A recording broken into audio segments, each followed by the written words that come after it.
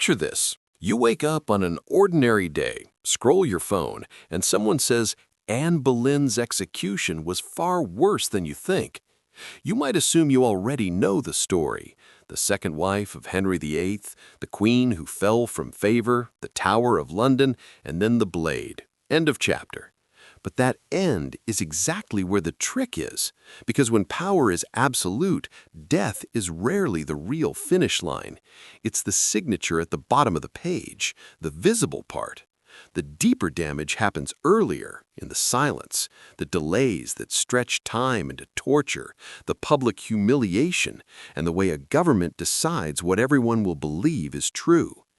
Anne Boleyn wasn't simply a woman who lost her place beside the king. For a brief moment, she became the center of a historic shift in England, political, religious, cultural. Her marriage to Henry helped trigger a break with Rome, reshaping the country's future. And when someone becomes a symbol of change, they also become a target. Here's the unsettling part. In stories like this, the goal isn't only to punish. It's to erase. Not just to remove a person from the present, but to rewrite the past so it looks like that person never deserved to exist in the first place. That's the twist that changes everything. It's not enough to take someone off the stage. You have to convince the crowd that the fall was always inevitable, that the person had it coming, that the disgrace makes perfect sense. That's how an execution becomes theater. Not justice, but narrative. A story performed in public to teach a lesson, and the lesson is usually blunt. Don't rise too far. Don't shine too brightly. Don't make yourself indispensable. Once you see it that way, the question stops being how did she die and becomes why did they need it to look a certain way? To keep the timeline clear, Anne was taken to the Tower of London in early May of 1536. Within days, the court machinery accelerated. A trial arrived quickly, a verdict arrived even faster, and by the 19th of May, she was dead inside the Tower complex, less like a private tragedy and more like a carefully managed warning. What makes the speed so shocking is the contrast. Just 3 years earlier, she had been crowned queen with extraordinary ceremony, positioned as the future of the realm. In a matter of seasons, she went from being lifted into legend to being pushed toward oblivion, and the distance between those two realities is the space where power does its most frightening work. To understand why Anne's fall had to be staged as more than a punishment, you have to see how unusual her rise was and how personally it threatened the people who controlled the story. Anne didn't begin as a queen in waiting. She began as a young woman shaped by courts, rules, and watching eyes. She spent years moving through elite circles in Europe, absorbing the polish and politics of places where a smile could be a strategy and a compliment could be a trap. That experience mattered because when she returned to England, she didn't just look different, she thought differently. She understood that attention was power and that influence wasn't always loud. Sometimes it was a conversation behind a curtain, a seat at the right dinner, a letter delivered at the right moment. At Henry's court, she first appears in the orbit of Catherine of Aragon, the queen Henry was still married to. Anne served among the women around the royal household, and in a world like that, proximity itself is currency. The king noticed her, but what made Anne dangerous wasn't simply beauty. It was the fact that she didn't play the expected role. Many women became royal mistresses and accepted the bargain, affection in exchange for silence and disposable status. Anne refused that lane. Whether from conviction, ambition, or both, she did something bolder. She held out for the crown. And that forced Henry into a choice he didn't want to make in public: keep the old order or break it. Henry wanted a male heir. That desire was personal, political, and obsessive, because succession wasn't just family business, it was national stability. When Catherine did not give him the son he demanded, he began searching for a way out. But a way out wasn't simple. Divorce was a scandal. An annulment required approval that could be delayed, denied, or priced like a hostage negotiation. The more Henry chased Anne, the more he boxed himself in, because the pursuit became public, and public pressure creates enemies. Courtiers chose sides, advisors calculated risk. And in the middle of that storm, Anne became more than a woman. She became a symbol of the king's will and the threat of what he might destroy to get what he wanted. That's why her ascent is one of the most explosive stories of the Tudor era. The relationship didn't just rearrange Henry's love life, it rearranged England. Step by step, Henry moved toward breaking with Rome, and when the final break came, it wasn't just a religious headline, it was a total reshaping of authority. Suddenly, the king was not only king, but also the ultimate decider of the nation's spiritual structure, and Anne, standing beside him, became tied to that transformation. To her supporters, she represented renewal and a new future.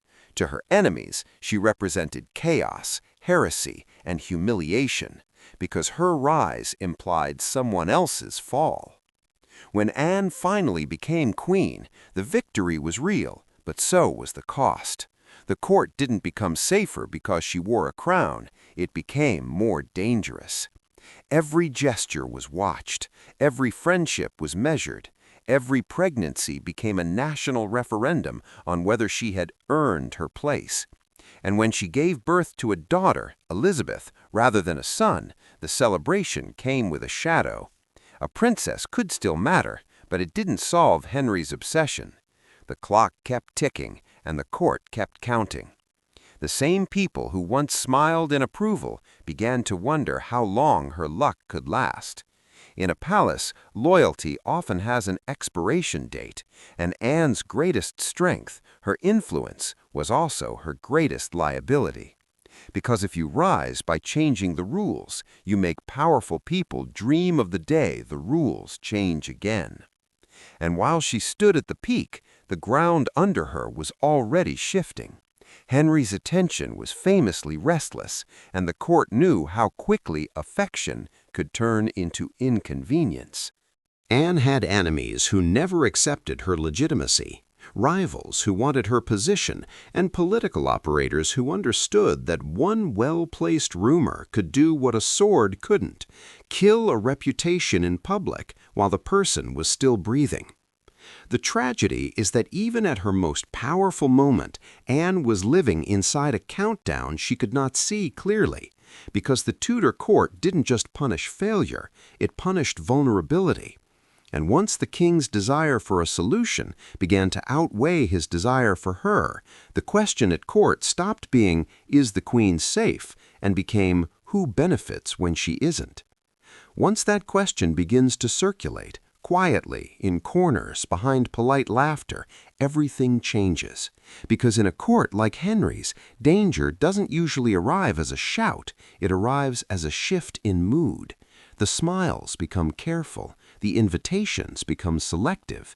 People who once leaned in to hear you speak suddenly remember they have somewhere else to be. And the most unsettling part is that the person at the center often feels it before they can name it. Anne was still queen, still publicly honored, still dressed in the authority of the crown, but the atmosphere around her could turn cold without warning. That's how power works when it's personal. It's not stable, it's emotional. It changes with the king's appetite, and everyone else scrambles to adjust. By the mid-1530s, Henry's priorities had hardened into a single obsession, a legitimate male heir. A daughter was not enough to calm his fear of instability. His own family history had taught him what contested succession could do to a kingdom. That pressure turned Anne's body into politics. Each pregnancy became a countdown. Each loss became a headline whispered through the palace. It wasn't only grief, it was risk. And risk is the currency that political players trade in. If Anne could not provide the one thing Henry believed he needed, her position stopped being a romance story and became a problem to be solved. At the same time, the court was crowded with people who had never forgiven the way Anne rose. Some resented the humiliation of Catherine of Aragon. Some feared the religious and political changes linked to Anne's influence. Some simply wanted the benefits that came with a new queen. And then there were the professional survivors, people who weren't loyal to anyone except the future. They watched Henry's gaze. They watched who he spoke to a little longer than usual. They watched which ladies were suddenly getting noticed, because the court understood something brutal. The king didn't need to fall out of love in a dramatic way. He only needed to want something else more. Jane Seymour entered the scene as the kind of alternative that courtiers love, quieter, softer, easier to present as safe. In a royal narrative, she could be framed as the opposite of Anne. Where Anne was sharp and outspoken, Jane could be painted as gentle and obedient.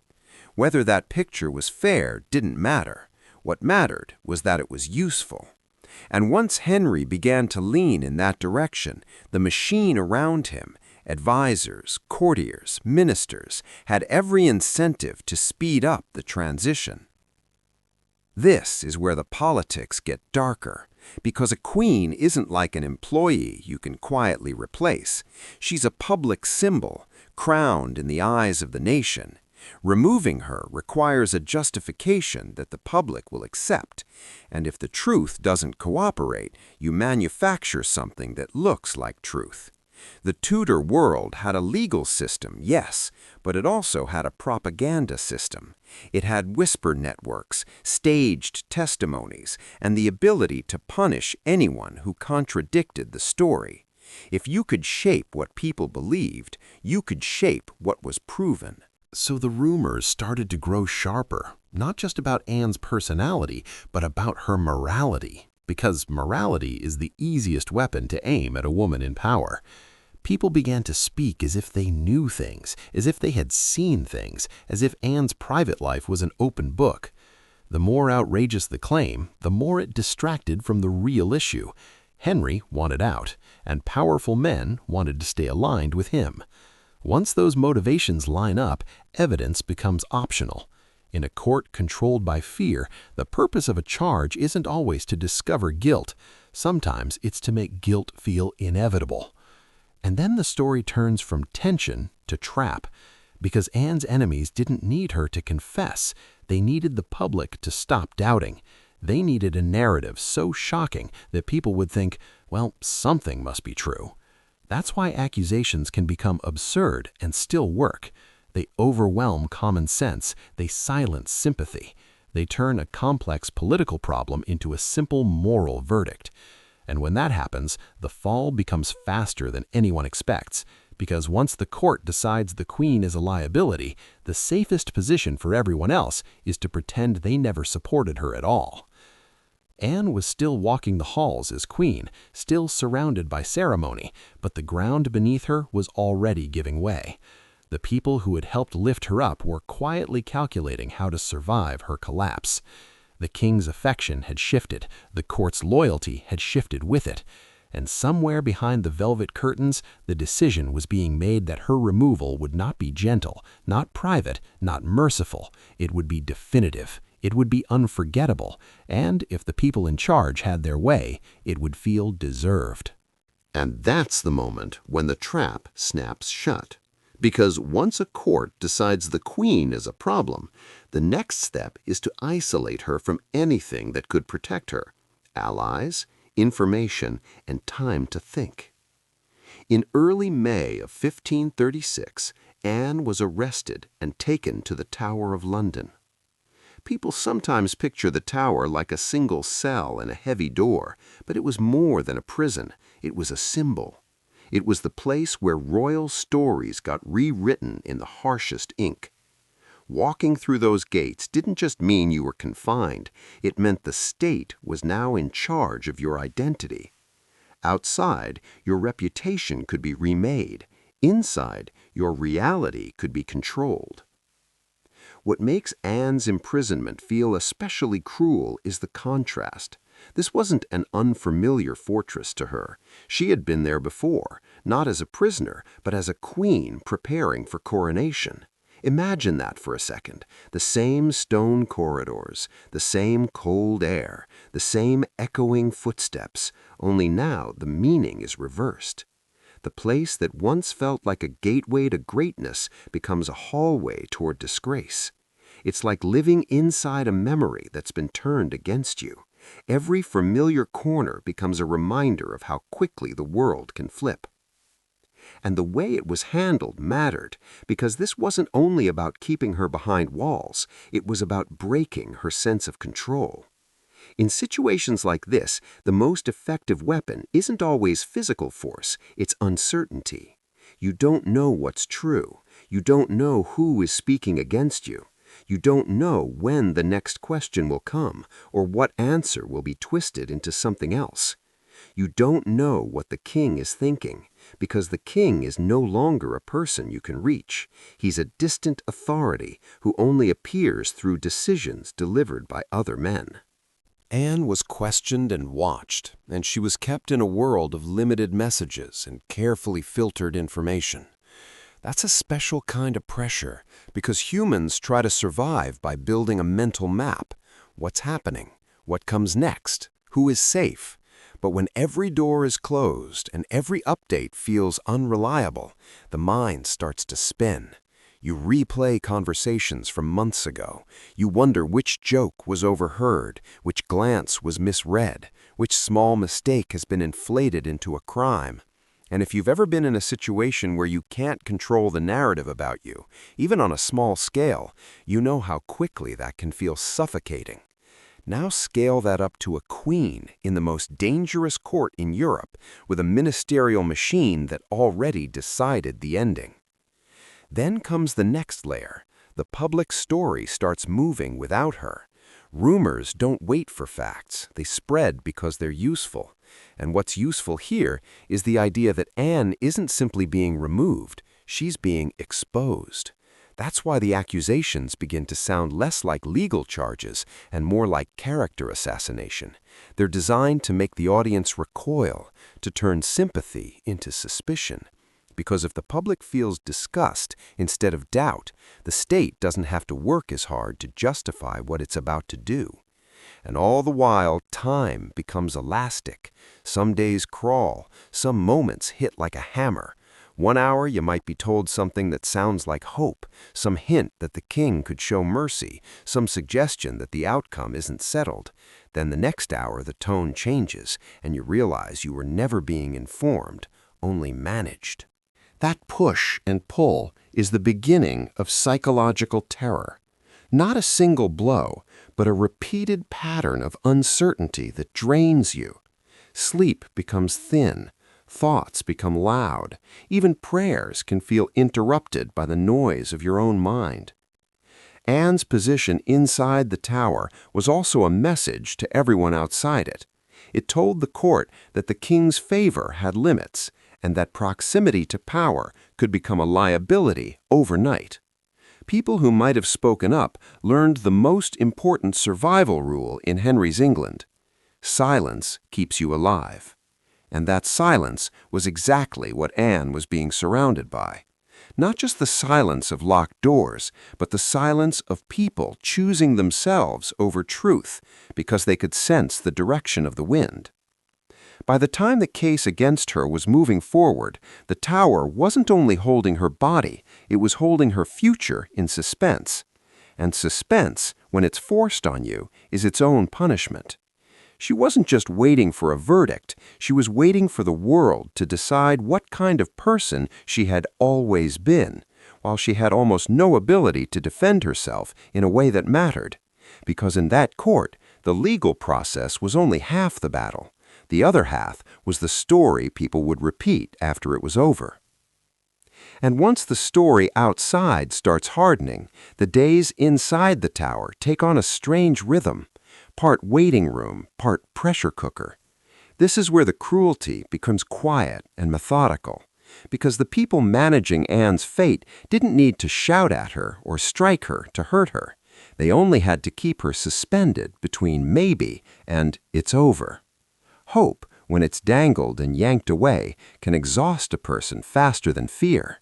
And in those final days, hope was used like a tool. Anne's world narrowed down to stone walls, controlled visits, and fragments of information. When you're cut off like that, the mind starts trying to fill the gaps. You listen too hard to footsteps in a hallway. You search faces for clues. You replay every moment that might have been used against you. It's not hard to imagine her trying to read meaning into everything, because when your life depends on someone else's decision, your brain becomes a desperate detective. Even a small delay can feel like a sign. Even a small kindness can feel like a trap. Outside, the legal process moved with a speed that should make anyone uneasy. A queen wasn't supposed to vanish from the chessboard overnight, but this wasn't a normal situation anymore. A verdict was being built in public, and it didn't require the kind of proof we'd expect today. It required momentum. It required testimonies that could be shaped, pressure that could be applied, and a court environment where contradicting the official story was dangerous. In a place like Henry's England, truth wasn't always something you discovered, it was something you declared, and then punished people into repeating. And here's where the isolation becomes even more brutal. Anne wasn't just being accused, she was being separated from her own identity. The allegations weren't aimed only at what she supposedly did, they were aimed at who she supposedly was. That's an important distinction. If the state can convince everyone that you're not just guilty, but rotten, then your death becomes easier to sell, and your memory becomes easier to stain. That's why the charges had to sound scandalous and unforgettable. They weren't only building a case, they were building a story people would whisper for years. Inside the tower, this would have landed like a slow, sick realization. It wasn't enough for her to survive. Even if she could argue her innocence, even if she could expose the absurdity of what was being said, the machine was already moving. And machines don't stop because someone is right. They stop only when the person with the lever wants them to stop. The most haunting part is that Anne likely understood at some level that her words were no longer fully hers. Every sentence could be repeated back to the king. Every emotion could be framed as proof of guilt or proof of arrogance. If she cried, she could be called manipulative. If she stayed composed, she could be called cold. That's how a no-win cage works. Whatever you do becomes evidence against you. And when a person realizes that, something strange can happen. Your mind starts protecting you by distancing you from the moment. You slip into forced calm. You joke when it doesn't make sense to joke. You smile because the alternative is to fall apart. Meanwhile, the calendar became another weapon. Executions could be scheduled, delayed, rescheduled, each change turning time into a blade you couldn't see. Not knowing when it would happen, not knowing if it would happen today or tomorrow, can chew through sleep and sanity. And that uncertainty didn't just punish Anne, it also sent a message to everyone watching from a distance. The king controls the clock, the narrative, and the outcome. By the time the final decision settled into place, it wasn't going to feel like a single event. It was going to feel like the last step of a plan that had been tightening around her for weeks. When the morning finally arrived, it wasn't just another day in the tower. It was the day the story would become public reality. And that changes the air in the room. Even if you've been living under threat for weeks, there's a difference between fear as a possibility and fear as a schedule. The sun can rise normally, birds can sound the same, people can speak in ordinary voices, and yet everything is charged, like the world is holding its breath. That contrast, normal surroundings, catastrophic destination, is part of what makes staged power so disturbing. It forces you to walk towards something unbearable while the world pretends it's just a procedure. Anne would have been awakened early, not with compassion, but with momentum. There's a cold efficiency in how these moments are handled. The prisoner becomes an object that needs to be transported from room to scaffold, from person to example. If she asked questions, she would get fragments. If she begged for clarity, she would get ritual. If she wanted to speak as a queen, she would be reminded she was now only a condemned woman. That shift, when your status flips in the eyes of everyone around you, is a special kind of humiliation, because it doesn't have to be announced.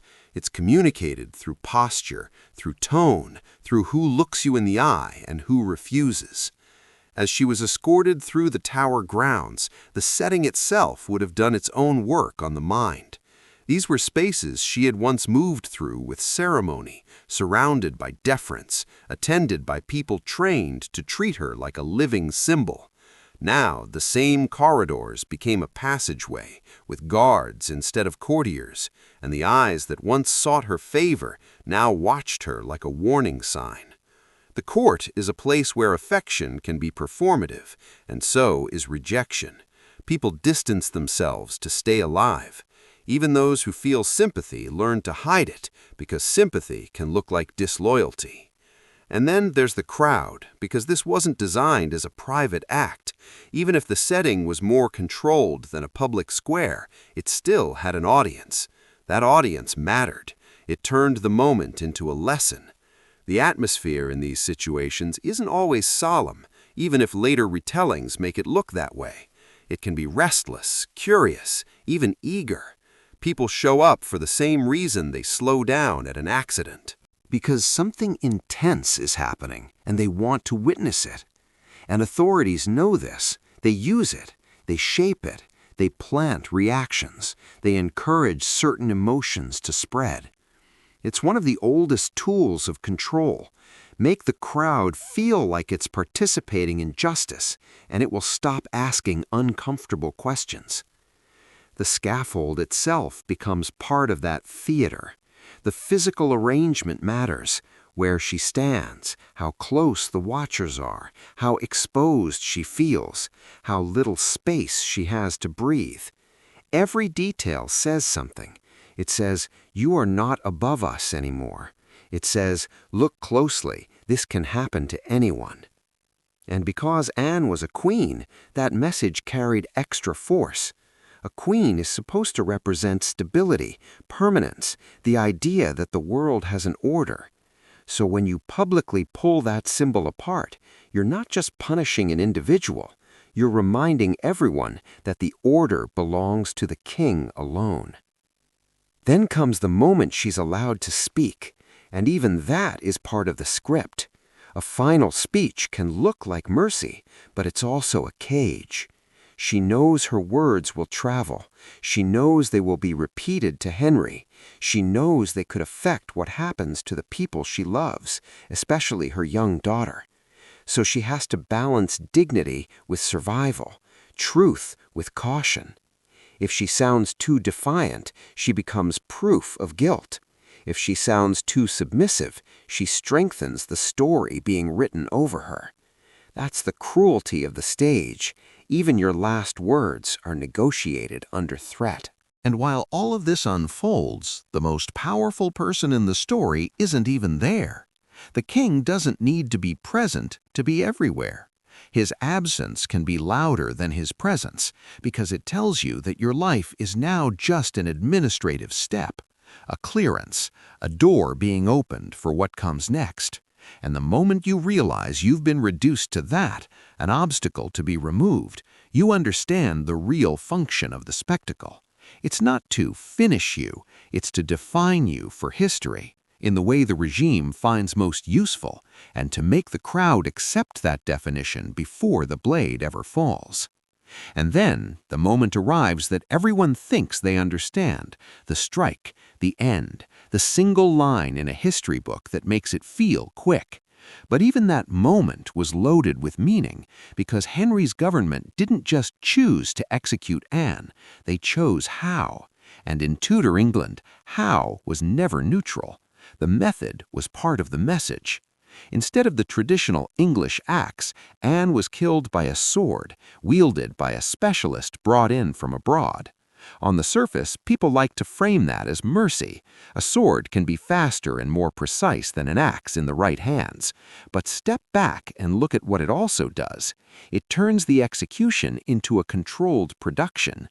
It reduces the chance of a botched attempt that might create public sympathy. It removes the messy unpredictability that could make the crowd feel pity instead of approval. In other words, it's not only about sparing pain, it's about managing optics. And there's something else, something symbolic that cuts even deeper. Dying by the hand of a foreign swordsman makes the whole scene feel like a ritualized removal. Anne's final seconds weren't entrusted to an executioner tied to her own country's usual customs. They were entrusted to a stranger, trained in a different technique, brought in because the regime wanted a particular kind of ending, clean, theatrical, and unquestionable. It's a way of saying, without saying it, this is not a normal death. This is an official erasure carried out with special care. Even the posture matters.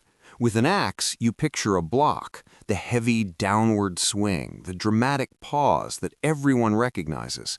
With the sword, the dynamic changes. It's less like a brutal chop and more like a rehearsed performance, still terrifying, still final, but designed to look almost clinical from a distance. That's exactly the point. The state wanted the scene to feel inevitable.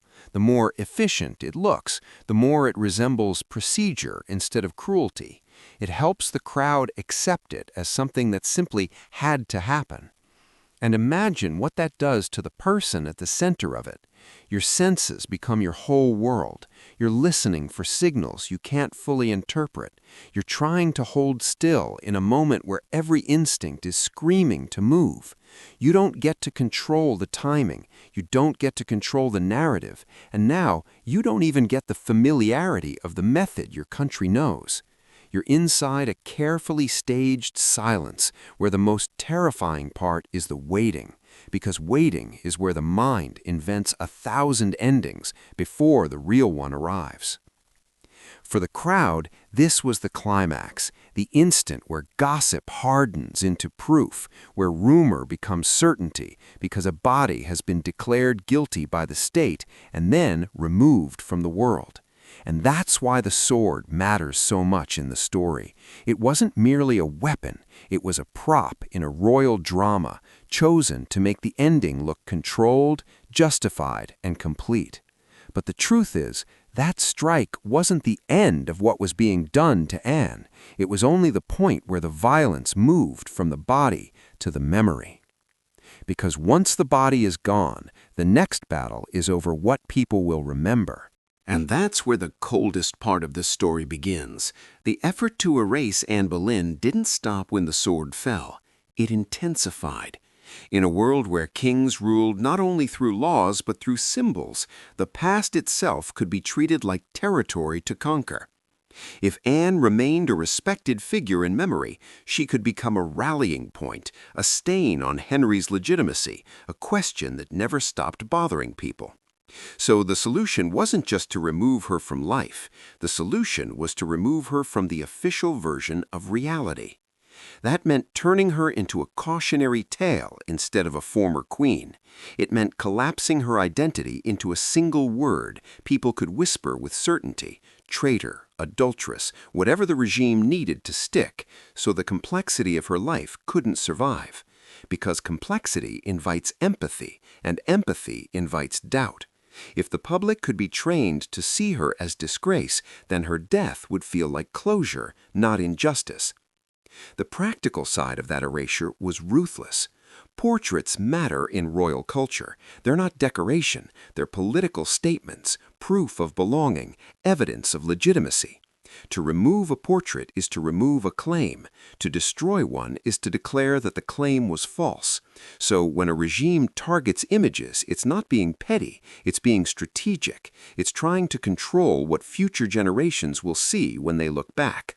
If Anne's face disappears from walls and collections, if her symbols vanish from the spaces of power, then her presence in history becomes easier to question. It becomes easier for people to accept that she was never really meant to be there. And it wasn't only portraits. It was initials, emblems, references, court language, the small ways a person remains alive in public space. When those are stripped away, the message is clear. Speaking her name is dangerous. Treating her as human is risky. Even remembering her with softness becomes an act that could put you under suspicion. That's how you turn memory into a controlled substance. There's also the way the burial was handled, because burial is not just a private ritual, it's an official acknowledgement that a life mattered. And when someone is buried without ceremony, without markers, without the dignity their rank would normally demand, it's another layer of the same message. This person is not to be honored, not to be mourned, not to be kept. The gap between how a queen is supposed to be treated and how Anne was treated after death is part of the punishment extended into the world of the living. At court, that punishment spreads like a survival instinct. People learn to edit their own memories out loud. They revise their past friendships, their past loyalties, their past compliments. They pretend they never believed in her. They pretend they were always skeptical. That's what a successful erasure looks like in real time. Not only objects disappearing, but people reshaping themselves to match the new official narrative. And the most unsettling part is that this wasn't only about Anne. It was about making sure no one else tried to become what she had become. If a woman could rise that high, close enough to shift a kingdom, and then be cut down and wiped away, the lesson was terrifyingly clear. Your status is temporary. Your favor is borrowed.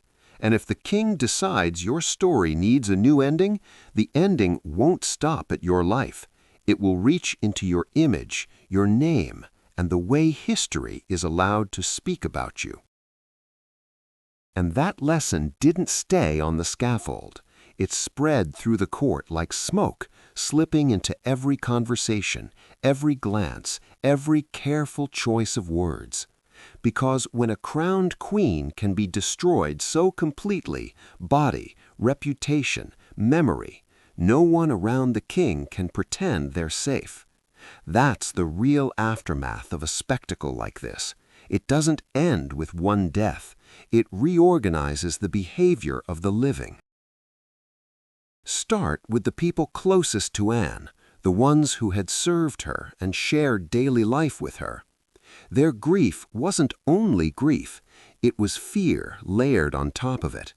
In a court built on surveillance and suspicion, mourning the wrong person could make you look disloyal. Saying one wrong sentence could turn you into the next example. So even sorrow had to be edited, hidden, swallowed. Imagine what that does to someone's mind. You witness something traumatic, you carry the weight of it, and you're forced to act like it's normal. That kind of pressure can follow people for years, not because they can't move on, but because they were never allowed to process it in the first place. Now zoom out to the broader court.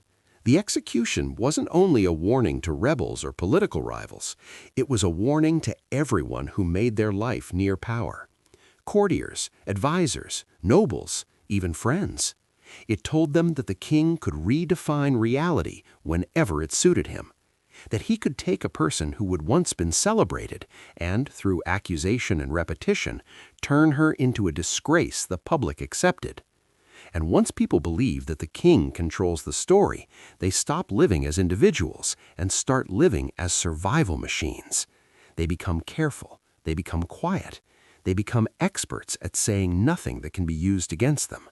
Fear becomes the atmosphere. But the longest shadow falls over one small person who had no control over any of it: Elizabeth, Anne's daughter. She was a toddler when her mother died, and yet the political consequences hit her life immediately.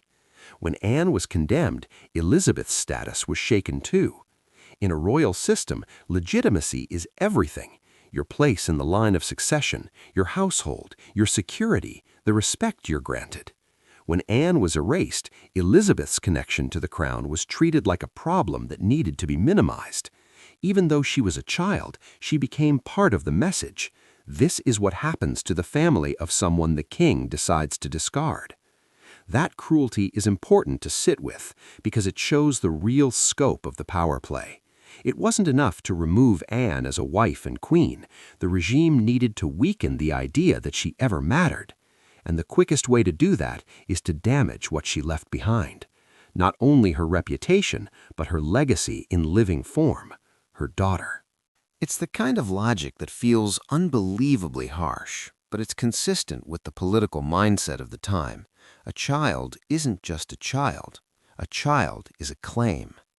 And yet, here's the twist that history delivers with almost perfect irony.